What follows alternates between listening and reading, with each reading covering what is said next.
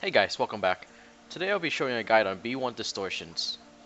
But before we begin, I'm just gonna make a quick disclaimer in saying that one of the tactics we use looks like an exploit, but it's actually not. I've confirmed with the devs and I'll post a link down below, so feel free to use it as much as you can. Also keep in mind that we do not condone exploiting, and this is definitely not one of it, even though obviously it looks like it, but it's not. So let's get right into it. What you need for this fight is a bunch of alchemists, literally a bunch of alchemists, because they'll be doing the most work. And the thing that pretty much just cheeses the whole fight is disintegrate. For your alchemist, what you're gonna do is to kill the ads, you're gonna go right next to the ad and you're gonna disintegrate the ads. And when you disintegrate the ad, it's pretty much just gonna one-shot it, and there goes 2 million health from the ad's health. It's just gonna one-shot it, because once you go up into the air, the ad will still think that you're still on the ground, or the XYZ axis doesn't work somehow. I'm not sure, but it basically just explodes, and yeah, it's pretty much just one shot.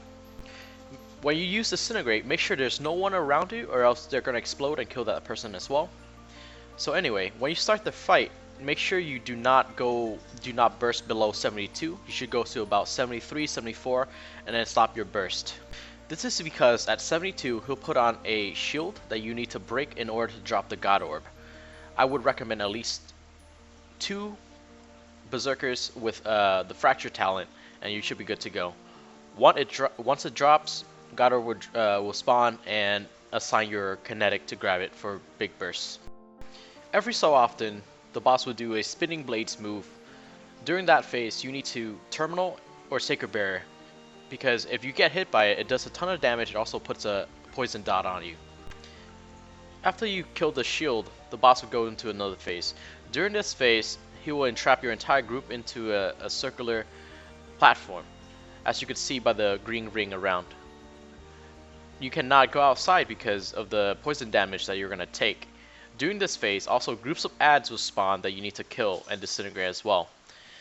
Unlike the solo spawns, these groups will be automatically slowed. So just keep in mind that the solo ones are very fast and need to be slowed down as well. Another ability that the boss does is spikes on the ground. You can avoid this by avoiding the red triangular on the ground, or else you're going to get hit. You pretty much get one shot if you do get hit, so try to avoid it.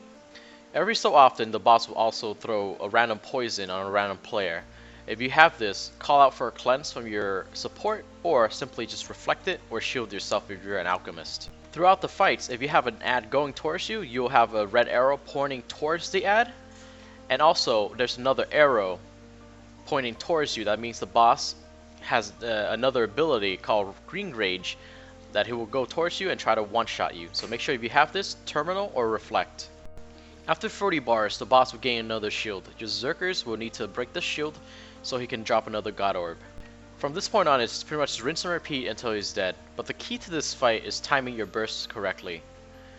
For this fight, doing it on half shield, we recommend 2 Berserkers, 2 Cryols, 1 Kinetic, 1 Tank, 1 Lightbinder, and 3 Alchemists. You will need the Berserkers to break the shield, the Cryols for the 2 Cryo ult, and I'll explain why you need the Cryo in a sec. And also you need an Alchemist to burst as well. Keep in mind for this fight, each person can only take the God Orb once, so plan accordingly. The reason why you need 2 Cryos for their ultimate is because around 56-57 bars, he will go down again during your sledges. To prevent it, you need to Cryo ult so he freezes so you could pass that threshold.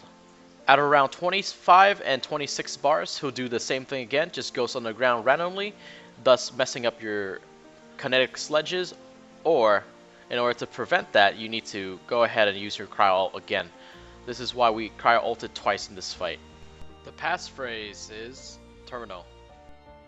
Also, it is a good idea to tell your Lightbinder to use Quasar to pull the ads in so you can disintegrate on top of them. It is also a good idea to save the Lightbinder ultimate for the very last burst to bring them down from around 26 bars to 0 in matters of seconds. As always, thanks for watching. If you have any questions or comments, please post down below and I will get back to you. Have a great day.